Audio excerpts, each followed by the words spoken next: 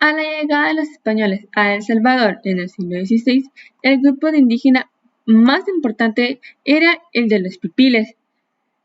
Estos hablaban el náhuatl, una variante del idioma náhuatl que se hablaba en México Central y desde donde se distribuyó al resto de Mesoamérica.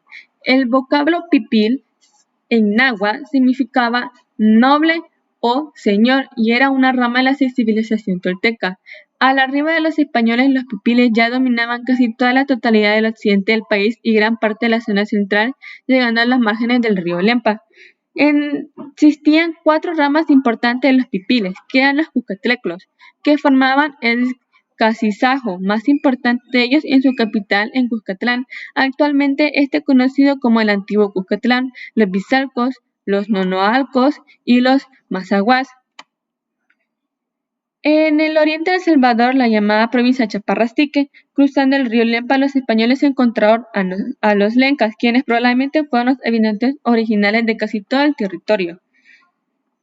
La sociedad pipil estaba dividida en 3 clases: los nobles, los comuneros y los esclavos. La aflicción de la clase por lo general se heredaba por ocupar los puestos de alto rango en el individuo que tenía que verse probado en el campo de batalla o en algún rito religioso.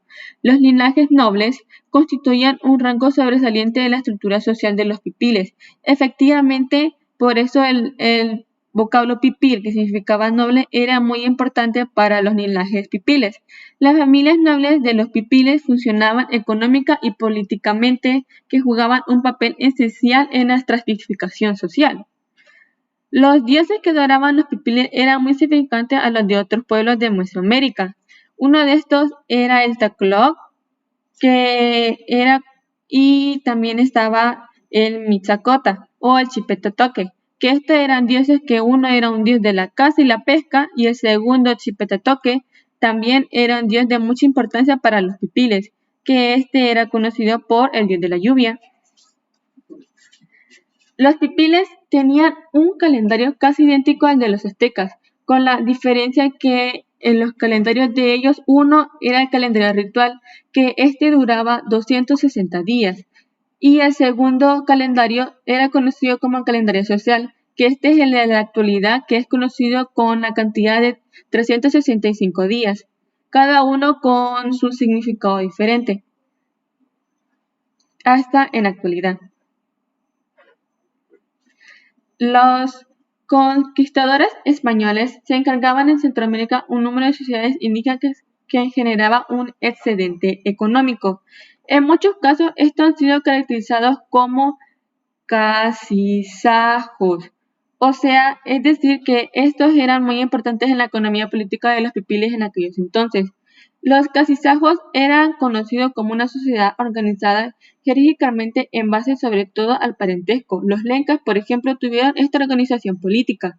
Algunos autores consideraban que los cacizajos son una etapa histórica de transición de la sociedad sin clases o la sociedad de clases en la terminología antropológica que permite comparar las formas de organización política, es decir, como un Estado. Y la diferencia que había entre el Estado y los cacizajos es que los estados tenían el poder de reclutar a los individuos para la guerra o las obras públicas, imponer y cobrar impuestos, y decretar que estos hacer cumplir las leyes. En cambio, los cacizajos podían organizar los ejércitos y los trabajos comunales, formaban las relaciones de parentesco, pero no podían reclutar a los guerreros y a los trabajadores. Los caciques sí recibían el tributo, pero no tenían el poder político o militar para poder exigir el pago de los impuestos. Por ende, los cacizajos no tenían leyes ni los medios de fuerza ni institución para poder ponerlas en vigencia.